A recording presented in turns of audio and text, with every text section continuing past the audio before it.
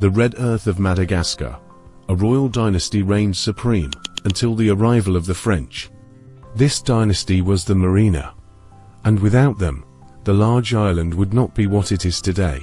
It's an island continent, the fourth largest island on the planet.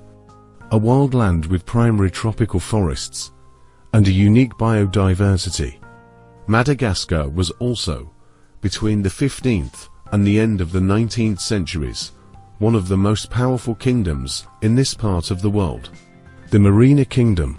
The Marina Kingdom is intertwined with the destiny of a royal family, a dynasty that gradually unified a vast territory, and which did not hesitate to rely on the arrival of European settlers to make Madagascar a modern state. This would also lead to its downfall. On the island's high plateaus, bastions, villages, and even palaces today recreate the grandiose past of this vanished royalty. And through it, the entire soul of the country is revealed. The history of Madagascar is a journey in itself. From Africa, from which it separated millions of years ago, it retained the Red Earth. From Asia, it is said to have inherited a technology imported by the first inhabitants, rice paddies, as well as a monarchical system. From the 15th century onward, Madagascar was a constellation of small kingdoms, different ethnic groups, often at war with each other. And in the 15th century, it was here, in the highlands of central Madagascar, also called the Highlands, that the reign of the Mern began, fighting against our ethnic group, the Betsileo. Antongon is one of the oldest marina sites. It marked the northern border of the kingdom. From the rover of Antongon, Mern soldiers observed the neighboring enemies. At a time when wars of conquest were raging, slavery was the driving force of the kingdom. The monarchical system drew its resources from slavery. Thus, it took slaves as prisoners of war in wars of territorial conquest on the island. And also, through a lesser-known system, but one that is even less talked about, the firstborns of families in conquered territories had to be brought in to be slaves. Roughly half the population was enslaved by the other half. It was from these rovers that the Mern's kingdom continued to expand its influence. It is said that at the end of the 15th century, the powerful Marina king of the time, Relongo, established the capital of his kingdom. Today, only the king's tomb remains, a stone building, a material then reserved for the dead.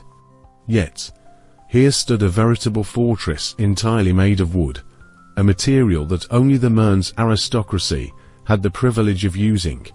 The engine room continued to be occupied, and the site's protection was reinforced with ditches.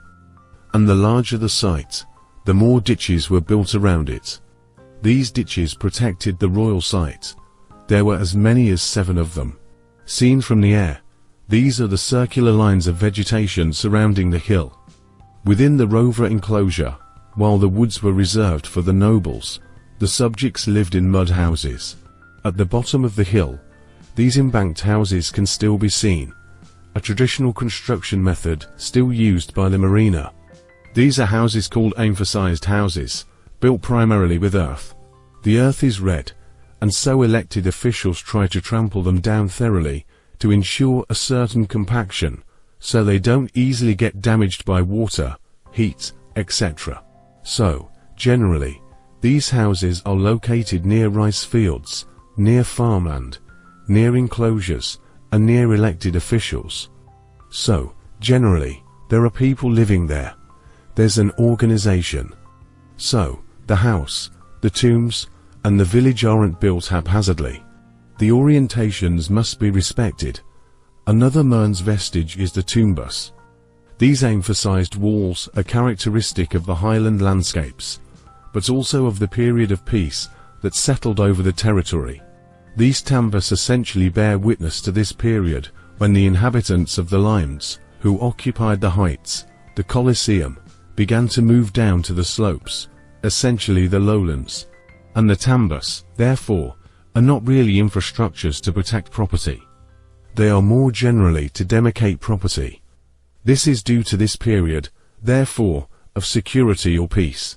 All of this would bring about changes in society, the economy, and political life here in the Ainu, and it was during this period of peace, at the end of the 18th century, that the Mearns dynasty would establish its power over the entire center of the country. 30 kilometers away, here is the hill of Antananarivo. Its name literally means the city of 1,000 soldiers, in homage to the king's 1,000 soldiers. In 1789, King Andrian Apramine conquered the city and made it the seat of his kingdom. It remains the capital of the country today, and at the time, the most important sacred hill in the Mearn country. In the upper town, these cut stone walls are the ancient walls of what was then the largest rover in the kingdom. There, we arrive at the foreigner's gate of the royal period, the gate of the royal city at the time. This is what has survived until now, and it's the foreigner's gate. So people arrive through there, and there's the stone disc there, which is pushed at night to close the city and pushed to open, to allow people to enter when they have received royal authorization to enter through here. Everyone had their own gate. The servants of the royal household had their gates, the warriors had their gates, and then there was the royal personage who had their own gate. And it was Radama I, son of King Onziana Primon, who signed the first diplomatic treaty with the English in 1817, recognizing him as the sole sovereign of Madagascar. Radama I imposed himself militarily throughout the country and opened his gates wide to westerners. The island was then rapidly modernizing, schools proliferated, and people began to dress in European styles. In 1869, Queen Ranavalona went even further. She officially adopted Christianity and lifted the traditional building bans. This neighborhood is called Ansatsuru. It's an old historic district, and it's where you can still find traces of traditional architecture today. In this case, the two wooden houses here, before 1869, people built mainly with plant materials, that is, wood, or even yellow reeds. And next door, you see, there's a house with brick columns.